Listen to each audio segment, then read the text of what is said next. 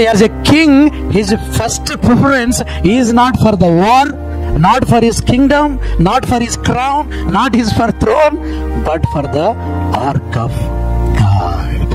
అక్కడ ఏముందండి? దేవుని సన్నిధి. చూడండి, పెళ్ళి అయిపోగానే అందరూ ఏం చేస్తారంటే ఫస్ట్ థింగ్ హనీమూన్ అంటారు కదా.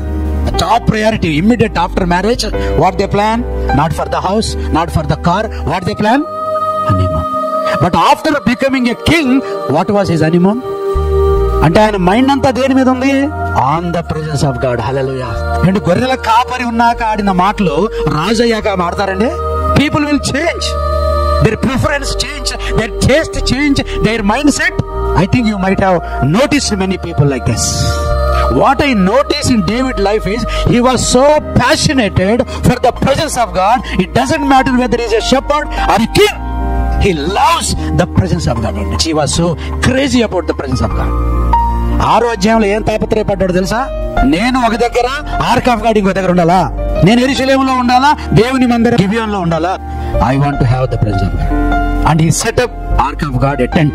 కొన్ని రోజులు అయిన తర్వాత వెంటనే నాతన్తో మీటింగ్ పెట్టాడు. ప్రశాంతంగా ఉండవచ్చా? తిని పండుకోవచ్చు కదా. మళ్ళీ మీటింగ్ పెట్టి అంటాడు, నేను దేవదారు వృక్షమానుతో కట్టబడిన ఇంట్లో ఉంటే దేవుని మందిరం ఏడుంది? ఇప్పుడు దాని మందిరం కడతారట. అంటే ఈయన మైండ్ అంతా ఎప్పుడు దేని చుట్టూ తిరుగుతుంది?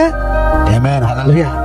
My dear people of God, wherever you are, whether in India, whether in America, whether you are a non-immigrant visa, whether you are a citizen or a green card, no matter whether you are a man or a woman, set your mind on the presence of God.